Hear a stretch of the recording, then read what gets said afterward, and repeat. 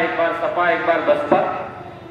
सपा की सरकार हुआ करती थी, सपा की सरकार हुआ करती थी तो किस तरह से गुंडागर्दी थी, कैसे गुंडागर्दी थी।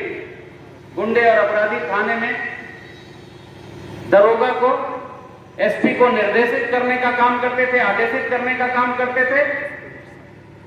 पुलिस के सिपाही छोड़ो, दरोगा छोड़ो, सीओ को बोनट पे बैठाल करके लखनऊ की सड़कों पे घुमाने का काम किया करते थे। गुंडागर्दी किस तरह से चरम पे थी। 2012 आपको याद होगा, जैसे ही 2012 में रुझान आने लगे कि सपा की सरकार बनेगी, पूरी दलित बस्ती की बस्ती फूंक दी गई थी, आग लगा दी गई थी।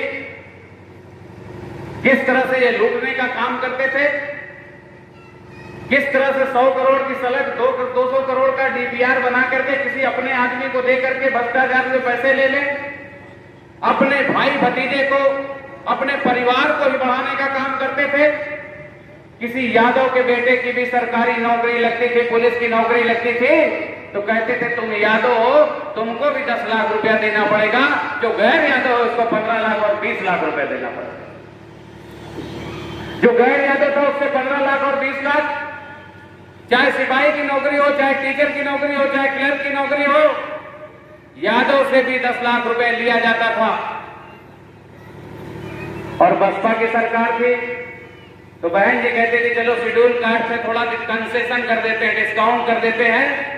अगर दलित समाज के बेटे की नौकरी लगे हैं तो उससे भी 5 लाख और 7 लाख रुपए लेकर के तब नौकरी दिया जाता था। बीडीसी का चुनाव, यहां सब बहुत जागरूक लोग बैठे राजनीति में। जो बीडीसी का चुनाव होता है सबसे गरीब चुनाव, सबसे कम पैसे का चुनाव। जो बीडीसी लड़ता है गांव में, उसके पास बेचारे के पास 10, 20, 50 हजार रुपए भी नहीं होता है। वो चंदा करके किसी तरह से चुनाव लड़ता है तो बहन जी उससे भी कहती है 20 हजार रुपए दो तब तुमको टिकट मिलेगा, तब तुमको समर्थन मिलेगा।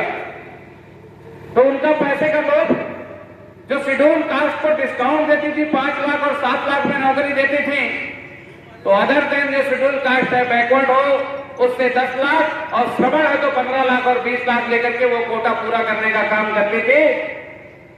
आज योगी जी की सरकार में 5 लाख से ज्यादा नौकरियां मिली है। दलित को बेटी को मिली है, मुस्लिम के बेटे को मिली है, बैस के बेटे को मिली है और सभी जाति धर्म मजहब के बेटों को मिली है। और आदमी छाती ठोक के कहता है कि 1 पैसा नहीं देना पड़ा, मेरी बेटी की नौकरी लगी है, मेरी भतीजी की नौकरी लगी है। ऐसे बहुत सारे उदाहरण मिलेंगे। आज बहुत सारे उदाहरण मिल रहे हैं।